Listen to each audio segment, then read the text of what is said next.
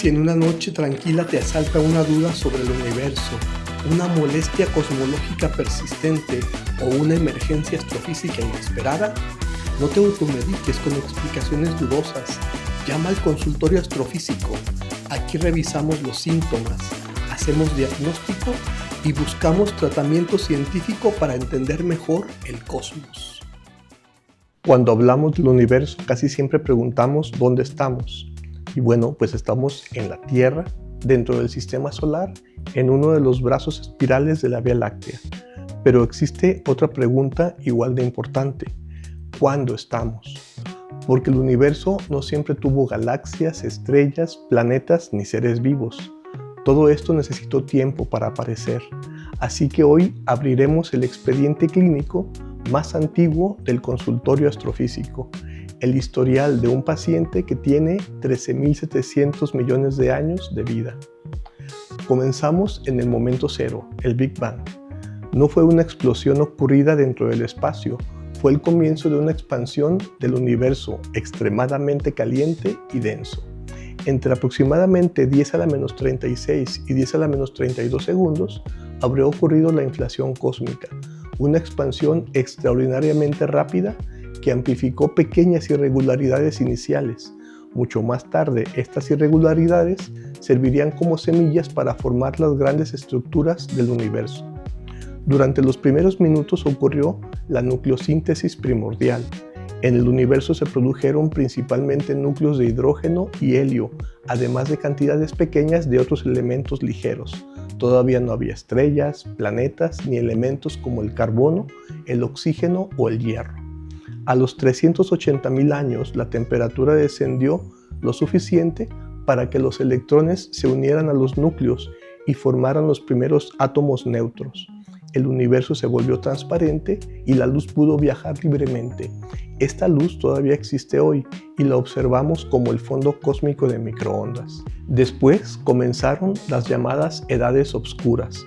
Había materia, había gravedad, pero todavía no había estrellas que iluminaran el cosmos. Alrededor de los 250 millones de años comenzaron a encenderse las primeras estrellas. Eran estrellas muy diferentes a las actuales, formadas casi exclusivamente de hidrógeno y helio. Hacia los 500 millones de años ya estaban apareciendo las primeras galaxias. La gravedad fue reuniendo estrellas, gas y materia oscura hasta formar estructuras cada vez mayores. Las primeras estrellas y galaxias transformaron además el medio intergaláctico durante la época de la reionización. En los primeros cientos de millones de años también se formaron algunas de las estrellas más antiguas que posteriormente terminarían integradas en el halo de nuestra Vía Láctea. La galaxia que habitamos no apareció completamente formada, creció mediante la acumulación de gas, la formación de estrellas y la unión con sistemas más pequeños. Con el tiempo surgieron su disco y posteriormente su estructura espiral, pero no podemos asignar una fecha precisa al nacimiento de los brazos espirales. No son estructuras rígidas ni permanentes, aparecen, cambian, evolucionan junto con el disco galáctico. Y entonces llegamos a un momento especialmente importante, al menos para nosotros. El sistema solar se formó aproximadamente 9.100 millones de años después del Big Bang, es decir, hace unos 4.600 millones de años. El Sol nació de una nube que ya contenía los restos de generaciones anteriores de estrellas, el carbono de nuestras células, el oxígeno que respiramos, el calcio de nuestros huesos y el hierro de nuestra sangre no se formaron durante el Big Bang, fueron producidos dentro de estrellas y dispersados por el espacio antes del nacimiento del sistema solar. Llegamos tarde al universo y precisamente por eso pudimos llegar. La Tierra se formó un poquito después que el Sol y hace al menos unos 3.500 millones de años ya existían formas de vida en nuestro planeta. Aquellos primeros organismos eran simples, sin embargo la evolución dispondría de miles de millones de años para trabajar con ellos. Hace aproximadamente 2.000 millones de años aparecieron los primeros eucariotas, células complejas que poseen su material genético dentro del núcleo. La reproducción sexual también es muy antigua y ya estaba presente entre los eucariotas unicelulares.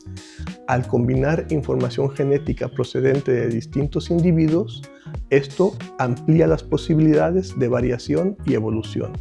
Muchísimo después, hace unos 370 millones de años, aparecieron los primeros tetrápodos, vertebrados con extremidades que iniciaron la ocupación firme de los ambientes terrestres.